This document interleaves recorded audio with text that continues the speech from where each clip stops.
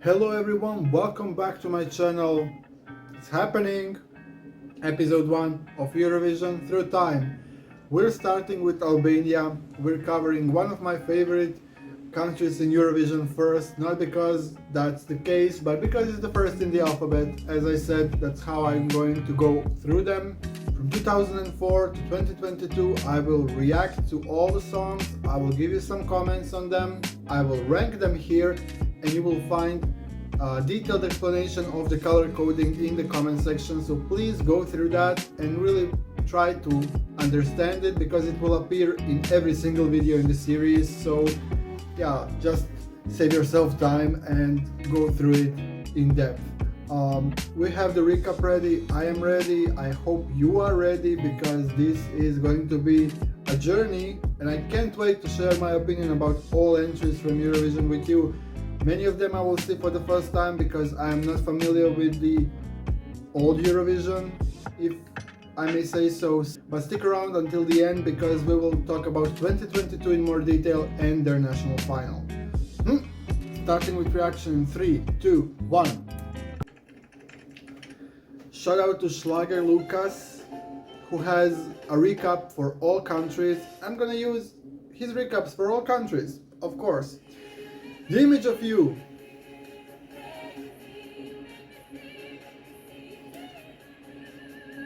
There is something about it that makes me happy. I cannot tell you what, but my spirit lifts up every time I hear this song. It's just a mood. It really is. And I'm happy they scored 7th place in their debut. Ooh.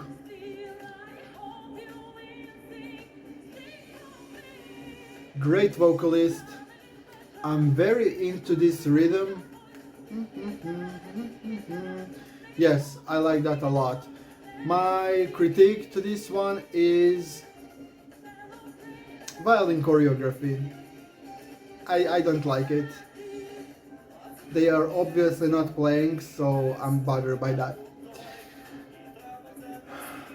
This one doesn't give me much, you know. It has a catchy chorus, good rhythm, yes. But I'm familiar to this sound, so for me it's not a novelty, and the performance was a bit static. So yeah.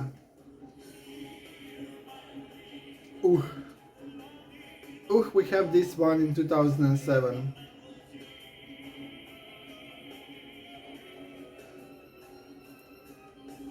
It's just weird and creepy.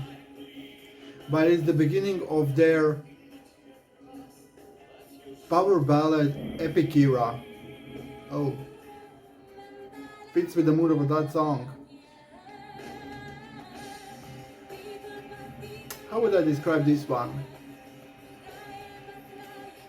Dark, edgy, rock adjacent ballad. That's my thing. I'm into that. Even though the vocalist, she was quite flat, and her voice is quite nasal, so it sounds even more flat, unfortunately. No, no, never let go. This one is super catchy. I think it's a great entry from Albania, something different that we haven't seen before from them. I don't understand this person in blue costume and what they represent, but sure, okay. Many people like this one. I can see why, I can understand it. The chorus is great. I hate that with all my heart. But the verses are not really there. You know? The verses let me down. But the violin solo is cool. 2011, Feel the Passion. She really felt the passion, because this was energetic, this was aggressive, this was in your face. She was not holding back at all here, in any way. But I prefer the Albanian part of the song, so why didn't we have it completely in Albanian? Sus. First of all, my opinion on the everlasting question: no, she is not screaming.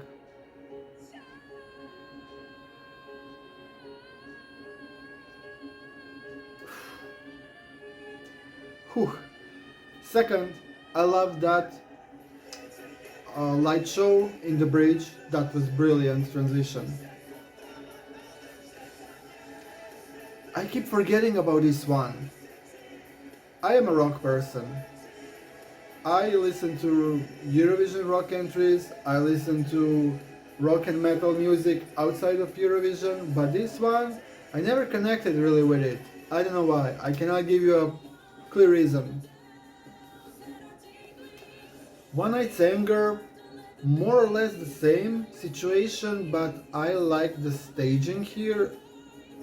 It was on a good path, but it didn't really click, so yeah. I'm Alive is definitely at the top of some of you, and I can understand why. I can see it. My favorite part about this one is the staging.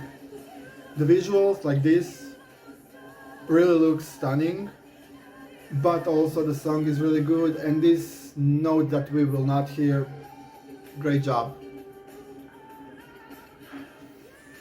I feel people are super harsh on Fairy Tale. It's a decent entry. Yes, Albanian version is 10 times better, but she sings it well. Performance, I don't know. Staging, I personally like it, but I understand why people don't like it, I guess. Lindita, that 20-second long note is something to admire, but this staging I still don't understand. I still don't know what was the story, and yeah.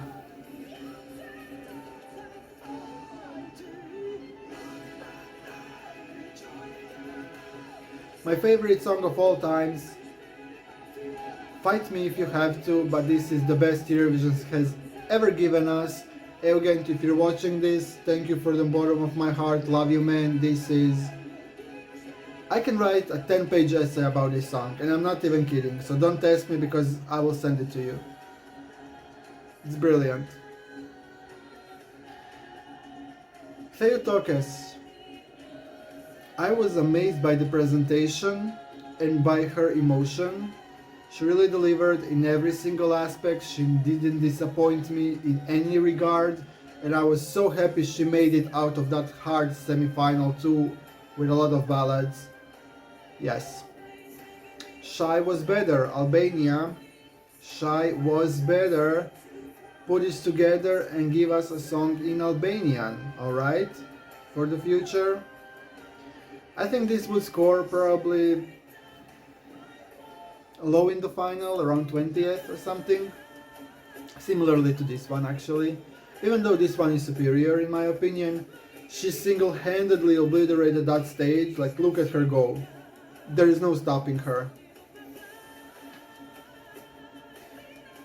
Her confidence is amazing. Amazing.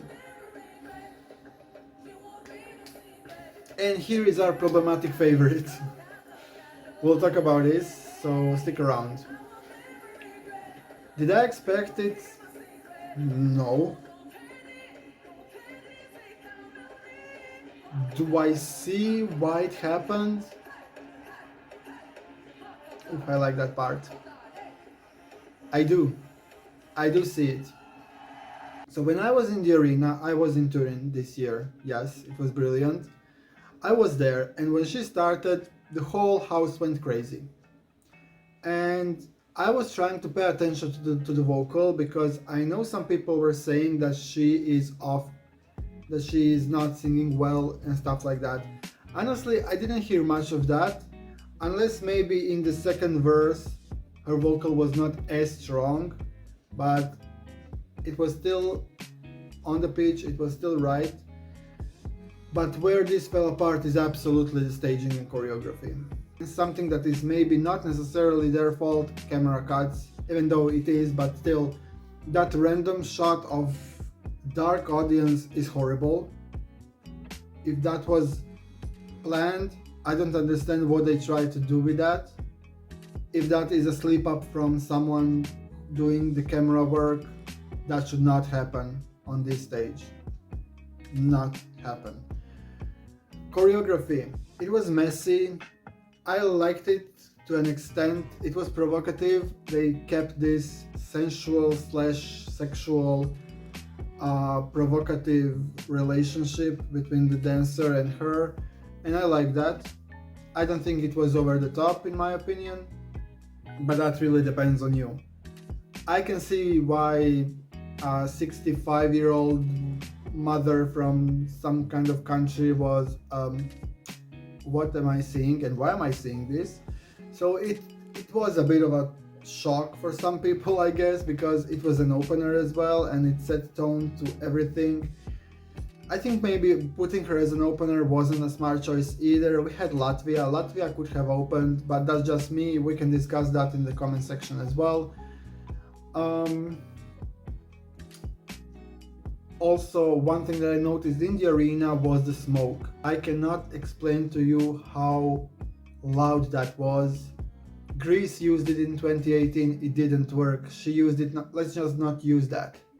I think even Austria used it this year, if I'm not mistaken. It's bad. It's bad, it's a bad effect. I wouldn't use that ever in my Eurovision performance, but that's just me.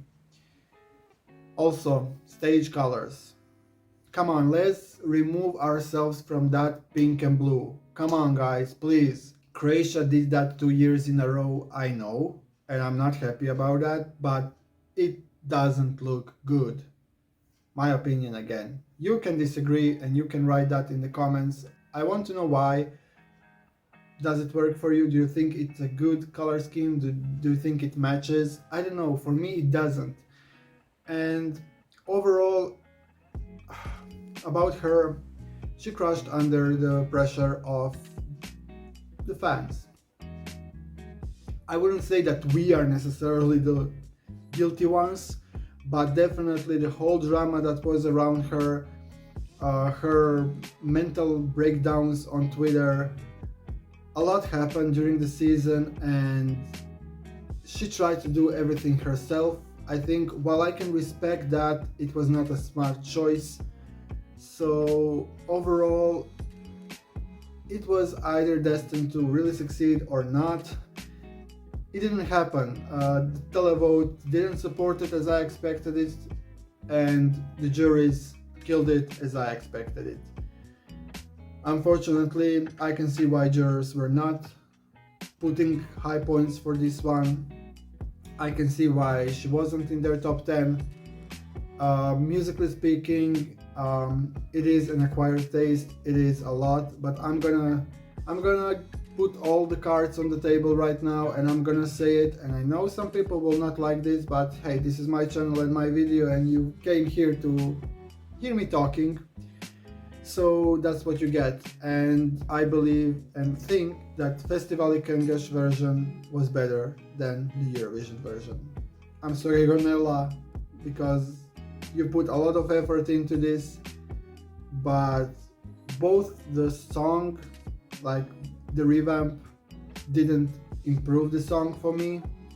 I prefer the original version and the original performance. So there you have it. That's my opinion on Albania. One more thing, actually, I feel we're gonna get back to power ballads and stuff for the foreseeable future. Maybe I'm wrong, but I think Festivali Këngësh will be like, we're not doing that again, and they will bring us several competitive power ballads to choose from. Let's see what they will pick. This was my ranking once again. Now it's time for you to write yours in the comment section, and also if you have any recommendations from Albanian artists, let me know. I'm expanding my playlist, and if you know someone you would like me to check out, write their name, write some songs, I'm eager to see what you like from specific countries outside of Eurovision, maybe some new emerging artists, maybe some popular artists from that country. Whatever you put, just make sure it's Albanian and it's great.